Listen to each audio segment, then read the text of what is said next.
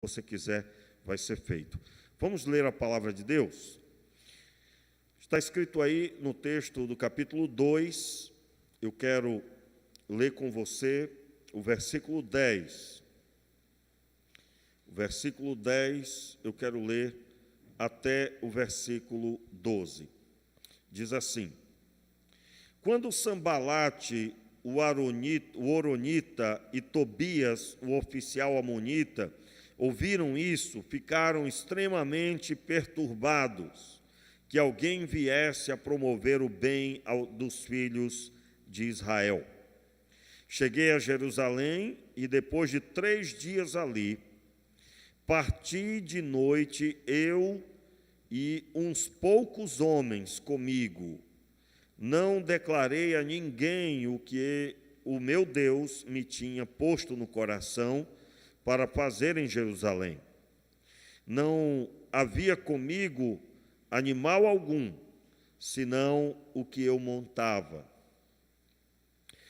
Vamos orar? Meu Pai, nos abençoe, nos dê a graça de entendermos um pouco mais da Tua palavra.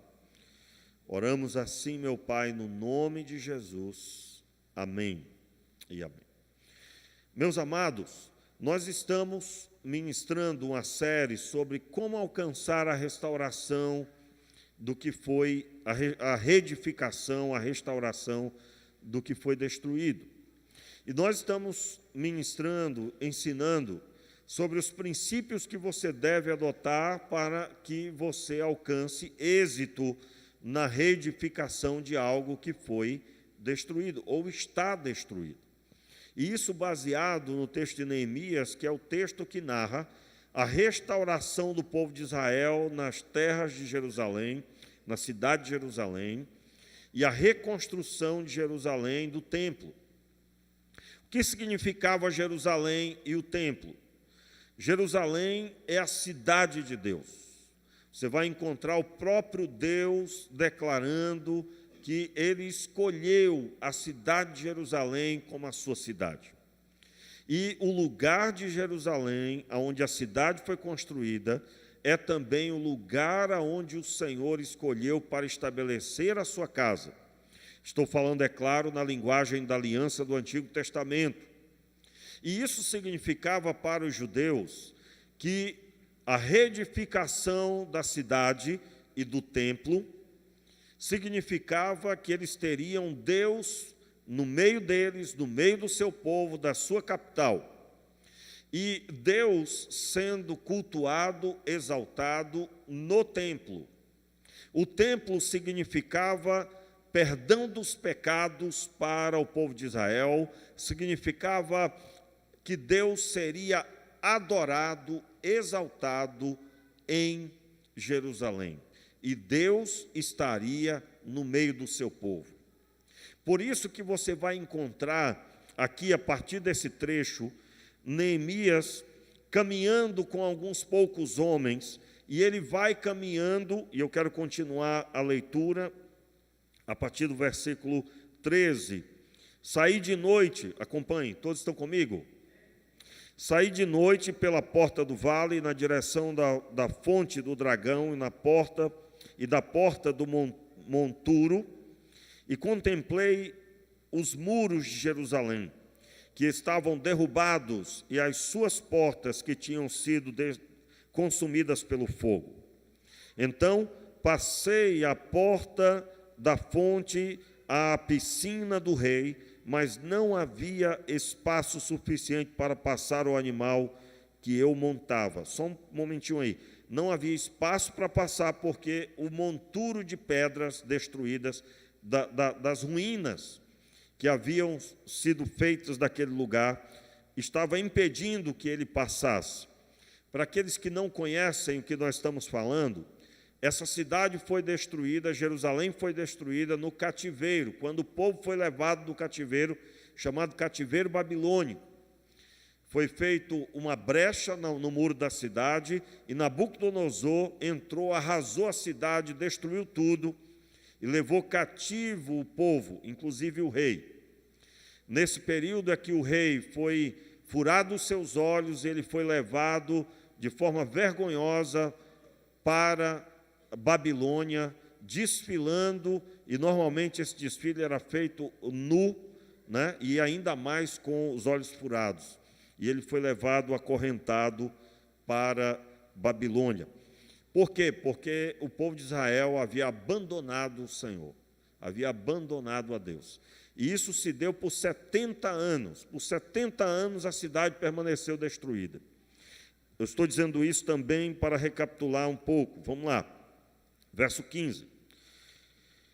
De maneira que de noite subi pelo vale. É isso mesmo, é o verso 15. De maneira que de noite subi pelo vale e contemplei os muros. Finalmente voltei e entrei pela porta do vale. Não souberam os magistrados onde eu tinha ido o que eu fazia, porque até então eu não havia declarado coisa alguma, nem aos judeus, nem aos nobres, nem os magistrados, nem os demais que faziam a obra. Então eu lhes disse: bem, vede vós a aflição em que estamos. Entenda aí, ó. Bem, vede vós a aflição em que estamos. Jerusalém está em ruínas, e as suas portas foram queimadas pelo fogo. Vinde, reedifiquemos os muros de Jerusalém, para que não estejamos mais nesta situação humilhante. Como que eu entendo essas palavras? Nessa situação vergonhosa, nesta situação humilhante. Como que eu entendo isso? Entendendo o que significava Jerusalém para o povo. Era humilhante por quê? Era vergonhosa por quê, primeiro? Porque Jerusalém era a cidade de Deus. Como que eu posso declarar isso? Imagine você, se você fechasse os seus olhos e tentasse imaginar a visão que nós estamos falando na leitura. Imagine você vendo tudo queimado, tudo quanto é madeira, os portões eram de madeira, queimados a fogo, e as pedras todas espalhadas e quebradas, destroçadas. Aí depois você diz assim: esta é a cidade que Deus escolheu como a sua cidade. Você entendeu a visão? Esta situação vergonhosa. Tá ou não está certa essa fala de Neemias? Esta situação humilhante. Entenda. Essa era a visão dos judeus, porque a cidade que Deus escolheu estava destruída por causa que Deus entregou esta cidade nas mãos do povo. E ele participaria com o povo numa aliança, e ele traria proteção, a bênção e o milagre sobre o povo. À medida que o povo se afastou de Deus, essa proteção saiu, e o inimigo veio e destruiu tudo. Vergonhosa, porque ela denunciava o pecado do povo. Vergonha. Humilhante, porque eles não poderiam declarar: o Senhor está no nosso meio, Ele está sendo adorado. Isso era uma declaração, a destruição da cidade era uma declaração da condição espiritual do povo. Condição espiritual. Entenda, nós estamos observando, e agora eu gostaria de fazer analogia com a nossa vida no Novo Testamento. No Novo Testamento, nós podemos encontrar a mesma aplicação, só que agora o templo, a casa de Deus, a cidade que Deus escolheu é a igreja. O arraial, o ajuntamento é a igreja. E o templo que ele espera ser adorado é aí no seu coração. É aí dentro do seu coração. Deus antes via tudo e vê tudo, tanto dos que são servos de Deus ou não. Mas agora ele não só vê tudo, mas ele mora dentro de você. Seu coração é um lugar de perdão dos pecados, você é um templo que anda, e o primeiro templo que anda foi o Senhor Jesus. Na semelhança de Jesus, nós somos levantados como templos de Deus, e assim nós temos a seguinte visão: como está este templo que Deus edificou? Está destruído? Ele é um lugar de perdão dos pecados? É um lugar de adoração? Ou se nós passearmos por ele, como Neemias passeou pela cidade, teria locais que ele não poderia passar? Se você passear aí por dentro, tem lugares que não se pode passar. Entenda, meus irmãos, esse prédio aqui nunca será a casa de Deus, ainda que a gente fala isso às vezes. Irmãos, estamos reunidos na casa de Deus. É uma fala para dizer que aqui é um lugar que Deus nos deu para reunir. Mas Deus não habita num prédio como habitava no Antigo Testamento. Ele habita nos templos que Ele fez, que é os nossos corações. Mas você há de convir comigo que há templos que estão caídos no chão, que estão em ruínas. Não há mais adoração, não há mais exaltação. E se formos fazer uma análise, nós vamos encontrar portões queimados, pedras por todos os lados.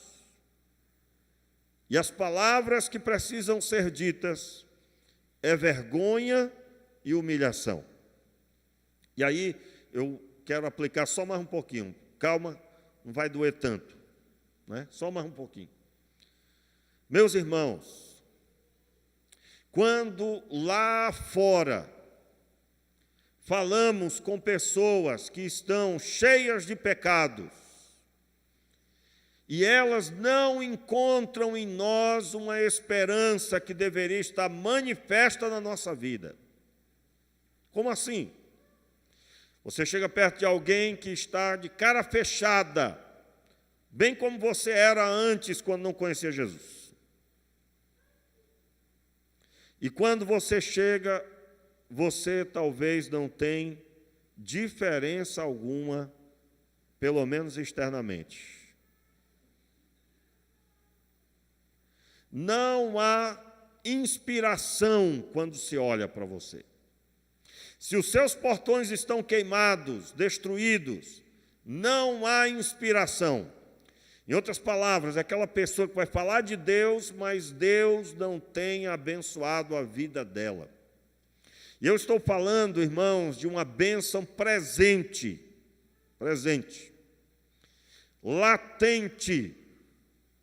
latente. Sempre conto aqui essa história, né? Eu era seminarista e a igreja que eu era seminarista estava cheia, mas tão cheia, porque havia cantores famosos naquele dia. Os cantores da moda da época estavam lá, irmãos. Ia cantar 2 deles no mesmo dia. E aí estava cheia a igreja. A igreja cabia só umas 800, 900 pessoas, apertando bem. E aí tinha tanta gente no corredor, nos corredores, sentado, apertadinho, o pessoal apertadinho. Mas eu me lembro bem, irmãos, que uma pessoa caiu possessa, manifestou um demônio, e era aquele demônio do filme, aquele negócio de filme. Aquele negócio que você bate o olho, quem não crê em Deus fica com medo. Negócio feio. Mas abriu, meu irmão, um clarão ali no meio do povo. No instante arrumou espaço. Não tinha, o pessoal literalmente era assim, aí, beleza? Louvado seja Deus, hein? Aí levante sua mão, era assim, tão cheio. Mas abriu assim 1,5 metro ao redor daquela pessoa possessa. Aí eu, quietinho na minha, pastor Alexandre, né? Pastor Alexandre, do púlpito, eu já tinha visto ele, do púlpito expulsar demônio, do púlpito. Mas naquele dia, eu não sei se o homem está, né? Aí ele me chamou e disse, vá lá e resolva. Mas me chamou a atenção, irmãos, o espaço que abriu. Eu estava nem aí para o demônio, nada. O mais fácil que tem é expulsar um demônio. Quando eu digo mais fácil, porque foi o que Jesus disse. Não é eu que estou falando. Em meu nome expulsarão demônios. Pronto, está resolvido. Mas por que ninguém que estava ao redor expulsou? Se é perto de mim, eu digo, demônio sem vergonha da orelha grande do cabeção. Saia logo daqui agora, porque eu quero ouvir a palavra, eu quero participar do culto. Demônio não tem vez, irmão. Conversa é essa? Aí eu tenho que sair do meu lugar para ir lá. Os irmãos estão entendendo o que eu estou dizendo? Eu sou mais crente do que aqueles que estavam ao redor? O negócio é esse. Sou mais abençoado do que aqueles que estavam ao redor? Você acha que eu sou? Não, irmão. Sou igual a todos os demais. Mas por que abriu o clarão? Porque os templos estão vazios. Os corações estão vazios. O número de pessoas que querem oração. Mas se você perguntar, e agora você ora? Não, eu não. Eu não. Como assim? Irmão, vamos ali expulsar. Irmãos, eu fiquei até. Não está aqui a pessoa, eu vou falar, talvez está na internet. Mas a pessoa chegou para mim anteontem, né? Disse, pastor, eu gostaria de passar um dia com o senhor. O que o senhor for fazer, aquele dia que o senhor estiver mais atarefado, eu quero lhe ajudar. Aí eu pensei, um dia que eu for, né? Umas missões aí pesadas. Uma visita daquela que o pastor tem que ir mesmo com alguém de oração. Já pensou? Vou levar ele, né? Uma vez me perguntaram, várias vezes, pastor, quando o senhor for para alguma situação difícil, me chame que eu quero aprender. Não é? Eu quero aprender. E eu fiquei maravilhado quando a pessoa disse isso para mim. Por quê? Ele não me pediu para que eu chamasse ele para tomar um café. Me pediu para estar junto num dia de tarefa, como essa que eu acabei de falar, né? Pastor, o senhor pode vir aqui, uma pessoa está desse jeito assado. Aí eu vou chamar, fulano, vamos comigo. Perceberam? Agora, só tem entendimento assim quem é templo cheio, quem é templo erguido, quem está em plenitude. E isso não é ser mais crente do que ninguém, isso é ser o que todo mundo deveria ser. Diga amém, eu recebo. Então, antes que você pense que o pastor só quer ser, toma. Todo mundo é para ser que nem Jesus. Qual é a ênfase? Se você for estudar a Bíblia, a ênfase de Jesus não era expulsar os demônios. A ênfase de Jesus era cuidar do povo, era cuidar dos discípulos. Então, eu quero chamar a sua atenção nessa noite, porque Deus quer levantar você, mas você precisa olhar para a sua situação. E se você não está incomodado com a sua situação, meu querido, você está desviado, afastado da fé. E você tem que estar preocupado se você não tem absolutamente nenhuma ciência do nível que está você. Quais são as características de uma pessoa que está afastada? Ela não se vê em condições de cuidar de ninguém. Ela não se vê. O que é isso que eu mostrei aqui? Olha aqui, irmãos, ó. Vamos relembrar aqui os dois principais projetos de Deus. Qual é o primeiro projeto de Deus? Vamos lá? Ô Senhor, misericórdia. Qual é o primeiro projeto de Deus? Salvar você. Ele já alcançou isso, amém? Qual é o segundo projeto de Deus? Usar você para salvar outras pessoas. Como é que isso é feito?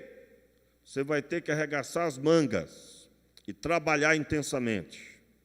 Cada um que foi salvo tem muitos amigos Muitas pessoas que, se você me levar para pregar para elas, elas não vão querer ouvir, porque não me conhecem, não foi criado comigo.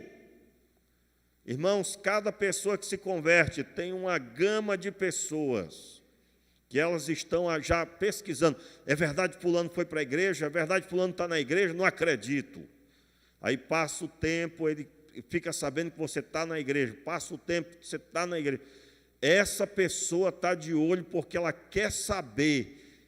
E quando você chegar perto dela e dizer, olha, fulano me abençoou, Cristo Jesus é Senhor, e eu gostaria que você fosse um dia ouvir a palavra lá onde eu congrego. Isso tem um peso tremendo, meus irmãos. Mas só tem a visão de fazer isso quem é templo de Deus em pleno andamento da obra. Do contrário, a pessoa vai desligar o celular. Vai que alguém liga para mim, vai que alguém pede oração, porque a pessoa não se vê apta para abençoar, porque foi abençoada e deve abençoar. Ela se vê sempre como alguém que precisa sempre receber. Mas até quando precisará receber ainda? Já se passaram os anos a fio, e você ainda não cresceu e se fez pleno. Meu irmão, eu tenho um garoto de 12 anos, ele anda com a gente, ainda que ele é grandão, mas ele anda conosco, e nós somos responsáveis por ele, porque ele ainda é menor de idade. Mas chegará o tempo que ele sairá sozinho. Nesse tempo vai ser muito difícil, filho único, né? Vai ser muito pesado para a mãe, né?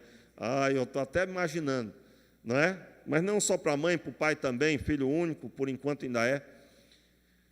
Mas vai chegar esse tempo, e semelhante a isso é a vida cristã. Você pode ser novo na fé até certo ponto, mas você já tem que estar fortinho.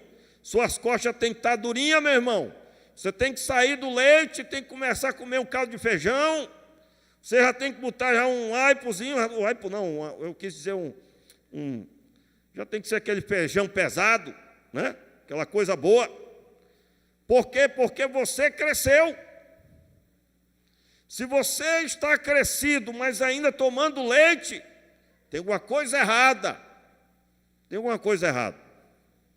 Então, eu quero dizer para você, agora continuando aí a observação, capítulo 2, ele começa a dizer ao povo, conforme lemos no verso 17, agora continuando, verso 18: também lhes declarei como a mão do meu Deus me fora favorável, e as palavras que o rei me tinha dito.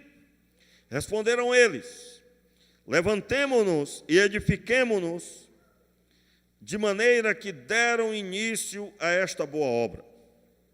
Quando, porém, Sambalate, o horonita, e Tobias, o oficial amonita, e Gesem, o árabe, ouviram a respeito disso, zombaram de nós e desprezaram-nos e perguntaram: o que é isso que fazeis? Quereis rebelar-vos contra o rei? Respondi-lhes, vamos repetir? O Deus do céu é quem nos fará prosperar. Nós, seus servos, nos levantaremos e reedificaremos, mas vós não tendes parte nem direito nesta lembrança, nem lembrança em Jerusalém. Então, entenda aqui, depois que ele viu a realidade da cidade, ele convoca o povo para reconstruir. E aí eu quero dizer isso para você. Você é ciente da sua condição espiritual? Você tem que tomar atitude. Qual é a atitude? Eu vou reconstruir. E essa reconstrução está ligada à sua atitude diante de Deus. Muito bem. Quando nós percebemos aqui o texto, nós vemos que eles têm uma oposição. No primeiro versículo que eu li, existe aqui a primeira citação dessa oposição. O versículo 10 cita Sambalate e Tobias. Mas no versículo 19, Sambalate e Tobias recebem um apoio de um outro homem, um árabe, Gesem. O texto bíblico declara que, conforme eles iam caminhando para a reconstrução, eles foram encontrando oposição. E aqui, meus irmãos, eu quero perguntar a você: você tem sofrido alguma oposição para servir a Deus? Não? Então você está com tudo destruído. A oposição só existe para quem é ciente que está em vergonha e decidiu reconstruir. Eu quero lembrar você o tempo que você que está aqui hoje, e Deus falava com você sobre as pessoas. Vá ali, ore por aquela pessoa. Vá ali, fale com aquela pessoa, eu quero ministrar sobre a vida dela. Eu quero relembrar esse tempo. Era o tempo do templo levantado. Era o tempo em que Deus claramente falava ao seu coração. Irmãos, nós somos templos andantes. Isso significa, quando Jesus disse: agora ide por todas as nações e fazei discípulos, Ele estava dizendo: vocês são os instrumentos nas mãos de Deus. Assim como o templo era um lugar de ajuntamento, de obediência, aonde vocês forem, vocês vão levar a obediência, porque à medida que as pessoas vão se convertendo, nós vamos contemplando isso acontecer. Portanto, meus irmãos, isso requer atitude. Atitude. Como você vai reconstruir? Talvez você terá que fazer uma reunião na sua casa e dizer: olha, até aqui eu tenho sido infiel, mas a partir de hoje será diferente. Nós vamos orar nessa casa. Nós vamos ler a palavra de Deus juntos. Meu irmão, você que é pai, você tem que ler a Bíblia com seus filhos. Você, mãe, você tem que ler a Bíblia com seus filhos. Não é mandar ler, é ler junto. E eles precisam ver você ler a Bíblia. Você, pai, você, mãe, você precisa se ajoelhar, seus filhos precisam ver que você busca a Deus. Se você é um templo pleno, você está fazendo isso. Se você não está fazendo isso, sua família está em risco. As crianças ouvem com os olhos. Meu irmão, em nome de Jesus, em nome de Jesus, saiba bem, se você é fiel, sua família sabe.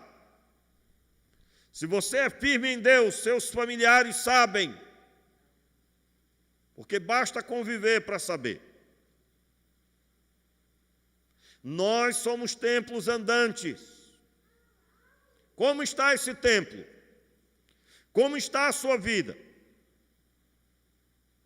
Como está aqueles que rodeiam você? Quais são as experiências que você tem tido com Deus nos últimos tempos?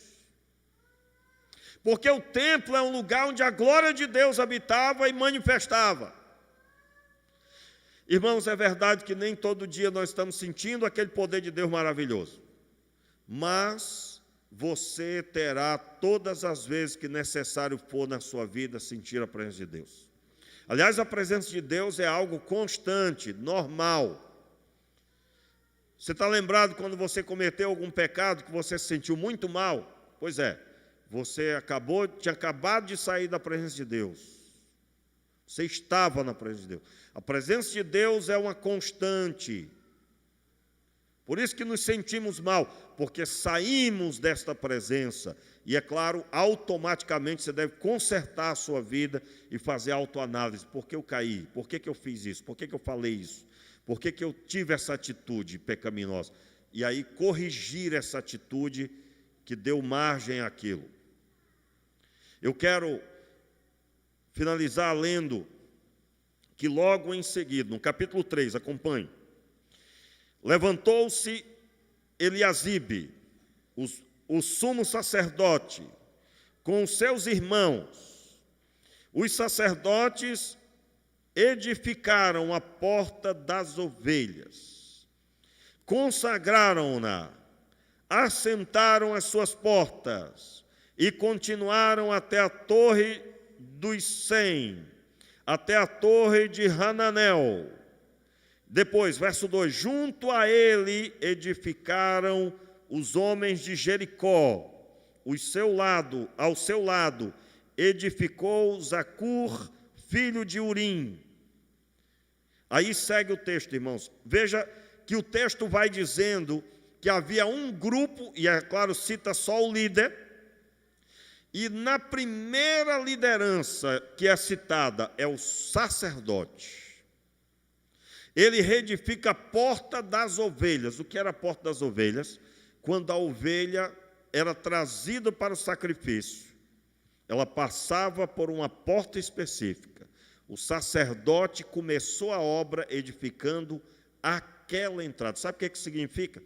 Nada pode começar sem a porta das ovelhas. Nada pode acontecer sem o sacrifício restabelecido. O entendimento aqui é que o início da obra começou com o sacerdote e com a consagração da porta das ovelhas. Por quê? Porque não se pode haver obra de Deus sem o sacrifício. É claro, é uma linguagem de Antigo Testamento, mas no Novo Testamento, da mesma forma, sua vida não pôde ser reconstruída, construída em Cristo Jesus, sem o sacrifício do Cordeiro de Deus, que tirou o pecado do mundo. Nada pôde acontecer. E é claro, entenda, há uma lista aqui, são 32 versículos, eu quero ler só alguns. Depois, verso 3, os filhos de Razenã edificaram a porta do peixe, colocaram-lhes as vigas, e lhes assentaram as portas com seus ferrolhos e trancas. E aí segue o texto, só pulando aqui alguns. Versículo 6. Joiada, filho de Passeá, e Mesulão, filho de Bezodeias, repararam a porta das ovelhas, a porta velha, Colocaram-lhe as vigas, assentaram-lhe as portas com seus ferrolhos e trancas. Aí mais à frente, o versículo 9. Ao seu lado, entenda aí, ao seu lado do quê? Cada parte vai citando os líderes e há um grupo de trabalho. Verso 9. Ao seu lado reparou Refaías, filho de Ur, maioral da metade, maioral da metade de Jerusalém. E aí segue o texto, citando esses líderes.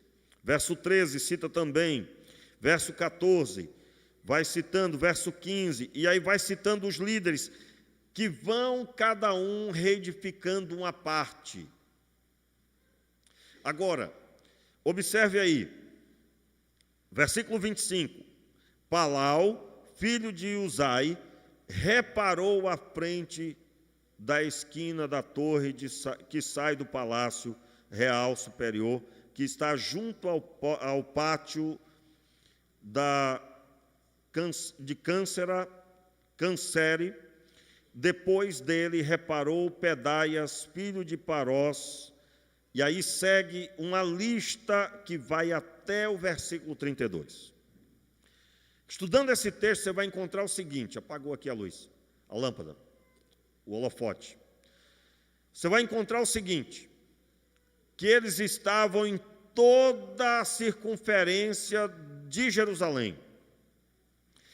E quando eles ficam dessa forma, um do lado do outro, eles estavam reconstruindo,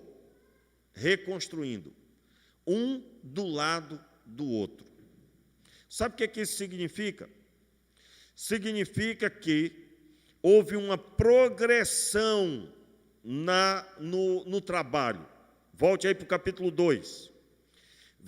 Capítulo 2, quando Neemias começa, aliás, eu quero relembrar você, no capítulo 1, Neemias é o único homem que ora para que Deus dê a ele a possibilidade de restaurar Jerusalém. Capítulo 1. No capítulo 2, no início, ele vai falar com o rei. No capítulo 2, quando ele está em Jerusalém, ele agora não é só um homem, ele tem agora uns poucos homens com ele. Qual é o versículo? Eu li aqui o versículo 12, isso aí. O versículo 11, cheguei a Jerusalém, E depois de 3 dias ali, parti de noite, eu e uns poucos. homens.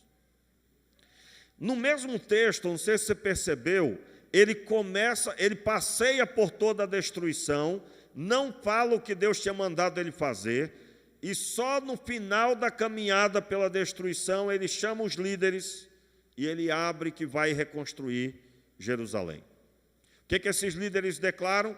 Nós também edificaremos. E eles, então, o que se vê no capítulo 3 é essa organização. Agora, irmão, preste atenção aqui, ó. Olhe bem. Qual é o grande problema do nosso tempo, em se tratando do que eu estou falando aqui? Em toda a obra de Deus, em todo o tempo, houve momentos que uns poucos homens trabalharam. A maioria era infiel. Estava lá Elias, só ele era o profeta declarando, e havia cerca de 7.000 que estavam escondidos para não serem mortos. Havia uma maioria desobediente, mas Deus estava fazendo através desse povo. Quando, no texto de Daniel, nós encontramos Sadraque, Mesaque e Abednego, os únicos 3 que permaneceram de pé e não se prostraram diante da estátua. Havia uns poucos, irmãos, fiéis. O resto estava prostrado.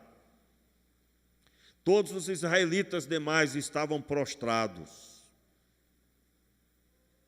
Mas, em grande parte, você vai encontrar que a obra de Deus se deu pelo ajuntamento de um povo que começou com um, e depois aumentou, e foi progredindo cada dia mais. E com a igreja de Deus não é diferente. Não é diferente. Vamos ver o Novo Testamento? Não precisa ler. Como é que começou a obra da salvação? Nasceu Jesus. Só um homem. Ele morreu na cruz do Calvário, mas antes de se dar na cruz, ele reuniu 12. E ele chegou para esses 12, agora 11, um se perdeu. E ele disse, ide por todas as nações e fazei discípulos. Então Jesus tinha, entre aspas, uns poucos homens, mas esses poucos homens se tornaram centenas e milhares, que foram se espalhando em grupos. Veio um homem chamado Paulo, que foi usado para levantar muitos outros, e até apóstolos foram abençoados através dele. O que é que eu estou dizendo para você? Eu estou dizendo que o princípio que Deus sempre utilizou é que há momentos que é só um, mas desse um há agora uns poucos homens junto com ele. E depois desse trabalho, dessa caminhada, Deus vai chamando um grupo maior. E eu estou dizendo aqui hoje à noite, não há obra de Deus sem toda a igreja caminhar entendendo que você está edificando uma parte do muro.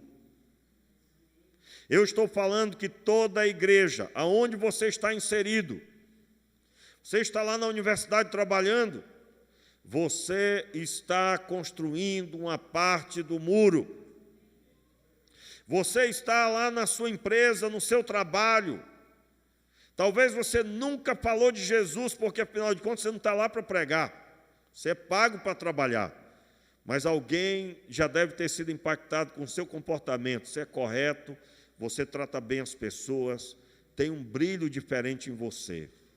E todos já devem ter sido impactados com a sua vida, e alguém, uma hora dessa, vai perguntar, você é diferente. Por quê? E aí você vai falar, em alto e bom som, Jesus Cristo entrou na minha vida, mudou a minha história. Meus irmãos, por que talvez esse é o maior problema do nosso tempo? Porque o cristianismo do nosso tempo, ele foi transformado em um grupo pequeno que trabalha e uma maioria que não para de se preparar. Não para de se preparar. Como assim? Se você observar a EBD, é uma escola que não tem nunca a formatura. E a pessoa está sempre vindo para a igreja para aprender, para aprender, para aprender. Mas se você colocar ela para fazer uma parte do muro, ela vai dizer, eu não estou pronto, eu estou me preparando. Você vai encontrar pessoas que não se sentem aptas para assumir uma parte da responsabilidade. Por quê? Porque o Evangelho, Deus abençoe, aqui não, né, irmãos? Aqui não. Mas o Evangelho, para muita gente, é receber uma bênção. Alcançar uma bênção financeira. Receber um emprego. Receber um casamento. Pastor, eu queria um namorado, agora eu tenho, a moça diz, né? O rapaz, solteiro, pastor, Deus me abençoou. Eu sei que Deus tem o melhor para mim. Mas o melhor é sempre para mim, sempre girando em torno da minha própria vida. Eu tenho ensinado, irmãos, e biblicamente, é claro, senão não estaria ensinando, você deve cuidar das coisas do Senhor e Deus cuida de você. Se nós não entendermos isso, como assim? Pastor, mas não estou preparado. Meu irmão, você precisa estabelecer data. Por que não está preparado? Porque eu não li a Bíblia toda. Você está fazendo o que para ler a Bíblia toda? Eu ainda não sei como orar. Você está lendo qual livro que ensina sobre oração? Qual a sua preparação? Como você está se dedicando para crescer e se tornar alguém que vai liderar pessoas para a glória de Deus? A obra do Senhor não pode ser conforme alguns entendem. Eu venho, e eu pensava assim, quando era novo da fé, né? Eu tinha uns 3 meses, irmãos. E eu me lembro que tinha um rapaz na frente, o nome dele é Artêmio. Está até hoje servindo ao Senhor, para a glória de Deus. E ele era o líder da juventude. Irmãos, o homem tocava bateria, tocava violão, tocava guitarra, tocava de tudo e cantava muito bem. E pregava maravilhosamente. Aí eu, um dia, chegando para o culto, ele estava lá na frente, como sempre. Aí eu disse no banco, eu nasci para estar aqui no banco, participar desse culto maravilhoso. E o irmão Artêmio nasceu para estar ali na frente. Eu não sabia, né? Ainda não sabia, eu era bem novo na fé. Não tinha nem 3 meses, não, era menos ainda. Era talvez o primeiro mês meu ali. E eu só vinha para o culto da juventude, logo no início. Meus irmãos, para o novo na fé, a gente dá um desconto. Mas para alguém crescido na fé, que ainda não entendeu que é um templo andante e que Deus quer usar esse templo, meu irmão, corra para se preparar. E a preparação é hoje. Comece a partir de hoje. Eu não sei pregar, pastor. Você sabe dizer que Deus entrou na sua vida e mudou a sua história. Aliás, é isso que o povo quer ouvir. É se o que foi bom para você realmente transformou a sua vida. Porque o contrário você não pode negar. Quando uma pessoa está muito tempo na igreja e não mudou de vida, continua ranzinza, continua a pior pessoa, ninguém quer trabalhar com ela, com ele, é uma pessoa maledicente, fala mal, mau funcionário, ninguém vai aceitar que você é uma nova pessoa.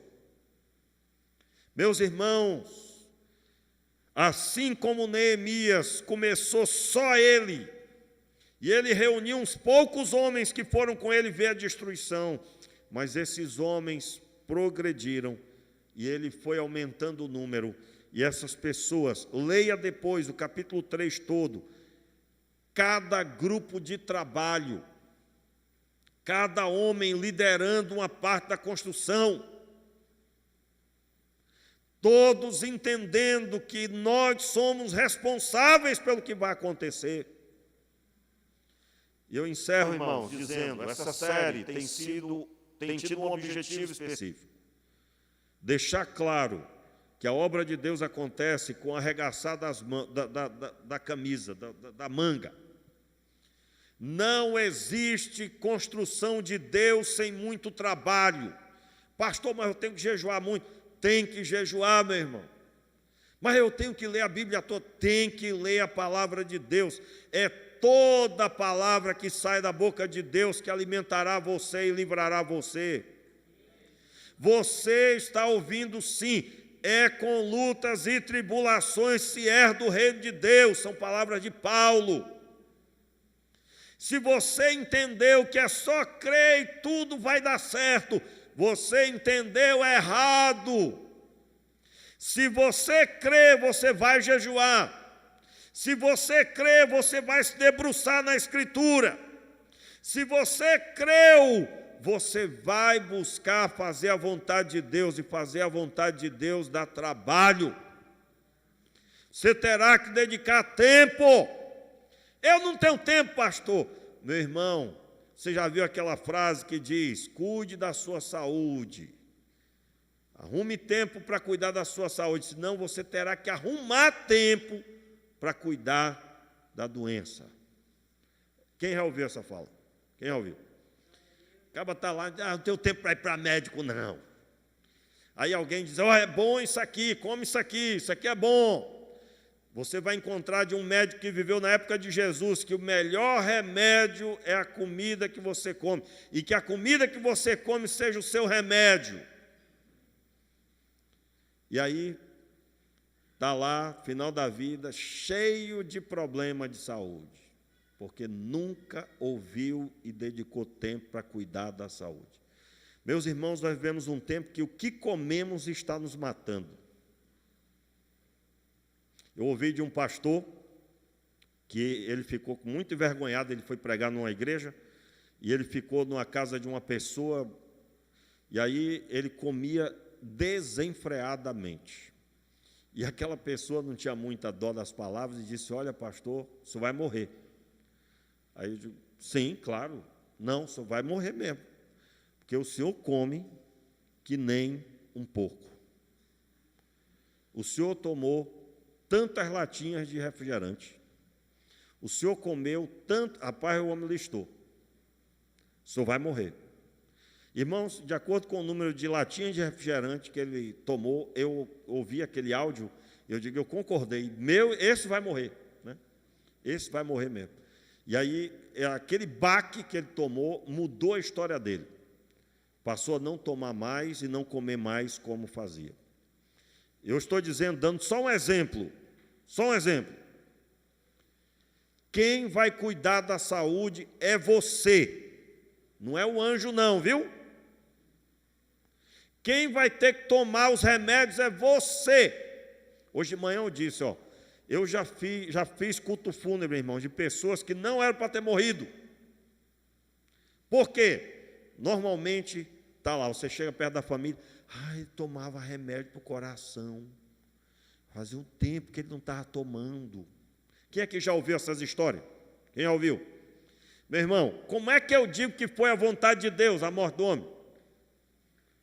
A pessoa está lá, Jesus: meu filho, está aqui o seu remédio, tome com água. De noite, Quem vai ter que tomar é a pessoa. Então, da mesma forma, quem vai ter que ler a Bíblia é você. Quem vai ter que se ajoelhar pela sua casa é você. Porque Cristo Jesus já fez todas as coisas. Todas as coisas já foram feitas. Você só tem que esticar o braço para pegar. Mas muitos irmãos terão que esticar o braço durante dias a fio, porque é muita oração necessária. É preciso orar pelo marido, pela esposa, pelos filhos. É preciso dedicação. E isso vai requerer você mudar a sua agenda. E o grande problema que nós encontramos é, irmãos, muitas vezes há discursos, mensagens, pregadores, igrejas dizendo: venha que Deus vai te abençoar, eu vou orar por você e tudo vai acontecer. É mais ou menos isso, ou pior do que isso até. E eu estou dizendo para você, não é verdade isso. Por trás de todas as pessoas que foram abençoadas na Bíblia, havia uma caminhada de perseverança na fé. Havia uma caminhada de dedicação, de empenho, de perseverança, de dedicação. Fique de pé no seu lugar, vamos orar. Meu Pai, toma em tuas mãos o meu irmão, a minha irmã, e traga ao seu coração o anseio de encontrar contigo na tua presença.